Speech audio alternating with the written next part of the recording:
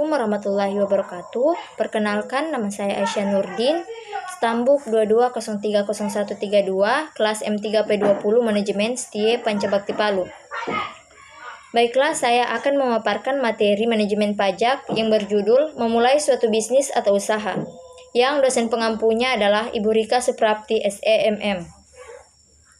Dalam melakukan suatu bisnis, ada 4 langkah penting yang harus kita perhatikan, yaitu yang pertama, lakukan riset bisnis terlebih dahulu. 2.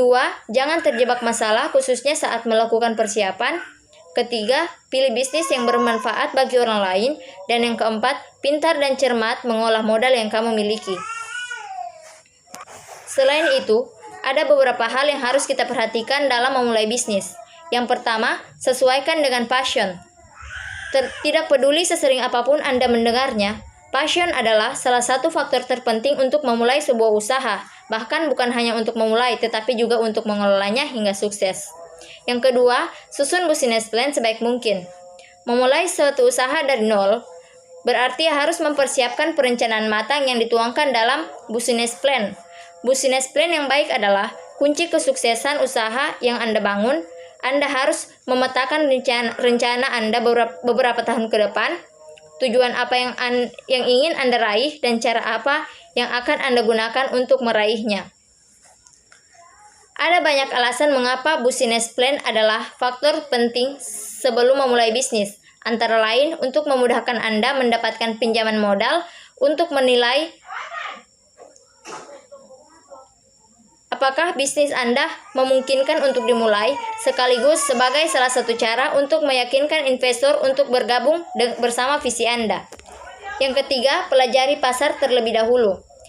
Senjata utama dalam memulai usaha dari nol adalah riset pasar yang komprehensif. Selama melakukan riset pasar, Anda perlu mempelajari dinamikanya, siapa saja kompetitornya, siapa dinamikanya, dan bagaimana karakteristik target pasar Anda. Anda juga dapat menemukan celah mana yang bisa Anda manfaatkan. Memulai usaha tanpa memahami pasar sama saja dengan menyimpan bom waktu. Mungkin tidak sekarang, tapi usaha yang sudah Anda bangun dari nol dapat runtuh sewaktu-waktu. Yang keempat, tentukan produk Anda.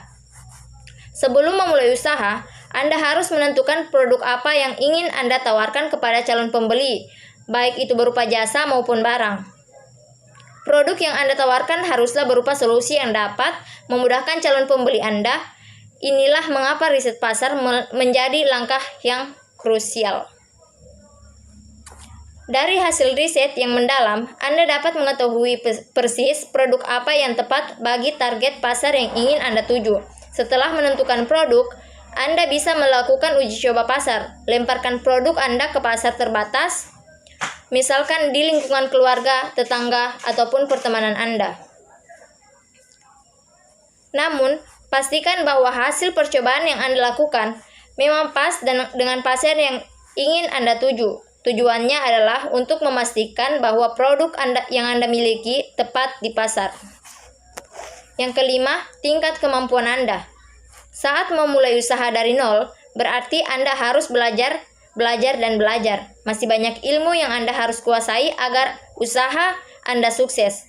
Kemampuan untuk melakukan penjualan, pemasaran, dan menjalin network adalah hal yang wajib Anda kuasai. Oleh karena itu, cara memulai usaha yang baik adalah dengan rajin-rajin mengikuti seminar, workshop, online course, ataupun mentoring. Anda juga bisa mempelajari kisah-kisah pebisnis yang berhasil memulai dari nol hingga sukses. Dari kisah-kisah mereka, Anda dapat mempelajari kegagalan yang mereka alami, serta bagaimana cara untuk bangkit dari kegagalan tersebut. Yang keenam, luncurkan usaha Anda. Setelah Anda melakukan segala perencanaan dan persiapan, maka yang perlu Anda lakukan adalah mengeksekusinya. Ingat bahwa memulai usaha dari nol bukanlah sesuatu yang mustahil. Jangan mundur ketika hal tidak berjalan sesuai dengan rencana. Itu adalah tantangan yang pasti dihadapi oleh setiap pengusaha sukses. Dari situ, Anda dapat belajar cara menyesuaikan diri dengan dunia usaha yang selalu berubah setiap waktu. Anda juga bisa belajar bagaimana mengatur ulang strategi dalam waktu yang singkat untuk menjawab tantangan tersebut. Yang ketujuh, selalu lakukan evaluasi. Setiap pebisnis yang baru saja merintis usahanya pasti melakukan berbagai kesalahan sepanjang karirnya. Namun, mereka berhasil memperbaiki satu persatu kesalahan tersebut hingga sukses seperti sekarang. Senantiasa melakukan evaluasi dari setiap kesalahan dalam pengambilan keputusan di tengah jalan. Jadi, jangan pernah sepelekan evaluasi. Untuk itu, kiranya penting untuk menyimpan segala catatan secara detail sebagai bahan evaluasi yang lebih komprehensif. Untuk mempermudah proses evaluasi Anda, maka memiliki fitur Chocks di mana Anda dapat memantau harga beli untuk setiap barang yang dijual. Maka dapat membantu Anda menghitung rata-rata pengeluaran hingga memantau laba bersih dan kotor yang didapat dari penjualan Anda. Yang ke-8, tingkatkan kualitas produk. Setelah Anda melakukan evaluasi, maka pergunakan hasilnya untuk meningkatkan kualitas produk Anda. Jangan ragu untuk berinovasi dalam menciptakan produk yang lebih baik lagi karena tidak ada perusahaan yang puas pada satu produk saja. Apabila Anda tidak meningkatkan kualitas produk, maka seluruh kerja keras untuk membangun usaha dari nol akan sia-sia. Yang ke-9, memiliki layanan pelanggan yang baik. Pada awal berjalannya usaha, pasti ditemukan berbagai kesalahan. Kesalahan-kesalahan ini mungkin menghasilkan komplain dari pelanggan Anda. Oleh karena itu, Anda wajib memiliki layanan pelanggan yang ramah, informatif, serta solutif. Gunanya adalah, ketika pelanggan mengajukan komplain, Anda dapat memberikan solusi yang bersifat win-win. Dengan demikian, kekecewaan pelanggan Anda dapat terobati dan usaha yang sudah Anda bangun dari nol tidak akan tercoreng namanya. 10. Scale up bisnis Anda. Memulai usaha dari nol memang sebuah prestasi yang membanggakan. Namun, prestasi Anda tidak dapat berhenti sampai di situ saja. Untuk menjalankan usaha hingga sukses, Anda harus scale up bisnis Anda. Anda harus meningkatkan dan memperbesar usaha agar semakin memiliki cengkraman kuat di pasaran. Misalnya, Anda membuka satu buah restoran di satu lokasi. Tentu Anda tidak bisa selamanya mengandalkan satu gerai tersebut. Buka cabang di lokasi lain untuk itu, baik itu dengan skema waralaba atau yang lain.